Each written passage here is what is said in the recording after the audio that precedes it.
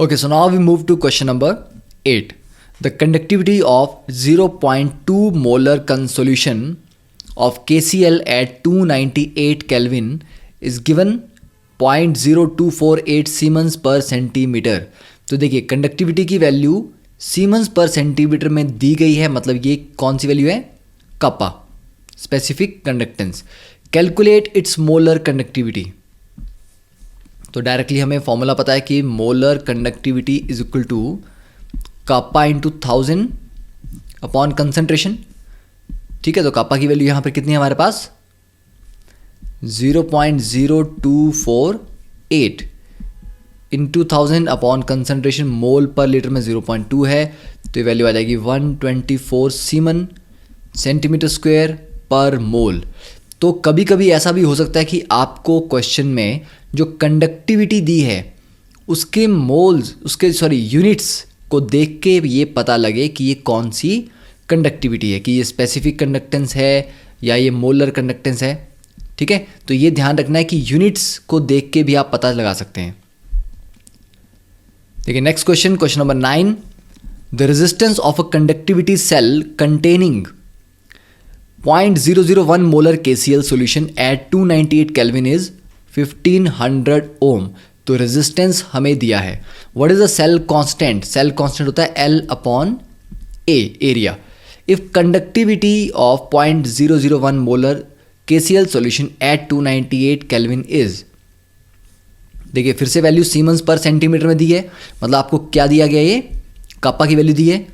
तो हम जानते हैं कि कप्पा की वैल्यू कितनी होती है? L upon A into 1 upon R. तो यहां से हम लिख सकते हैं कि कप्पा इंटू रेजिस्टेंस क्या होता है? L अपॉन A, और L अपॉन A को क्या लिखते हैं हम? G, that is cell constant. ठीक है, तो सेल कांस्टेंट हो गया कप्पा इंटू रेजिस्टेंस.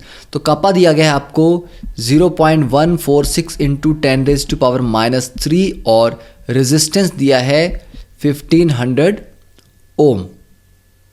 ठीक है, तो यहां से आपके पास आंसर आ जाएगा. ये कितना होगा?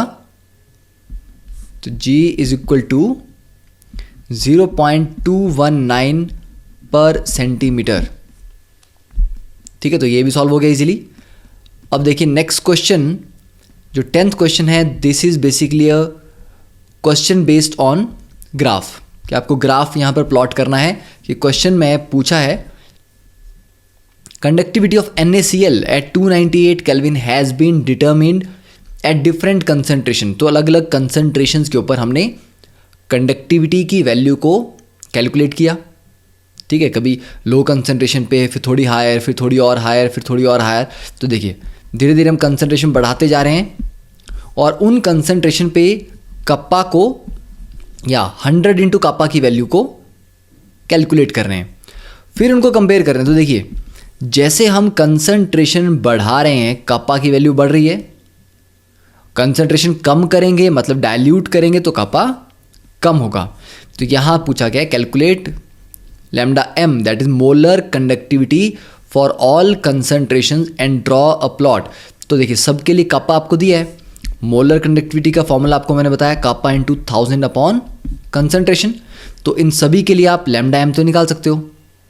फिर कंसंट्रेशन दिया है, उसका अंडर रूट करना है. C⁻1/2 मतलब अंडर रूट कंसंट्रेशन निकालनी है और उसको लैम्डा m के अगेंस्ट प्लॉट करना है. मतलब एक तरफ आपका लैम्डा m हो जाएगा, दूसरी तरफ अंडर रूट C की वैल्यू होगी.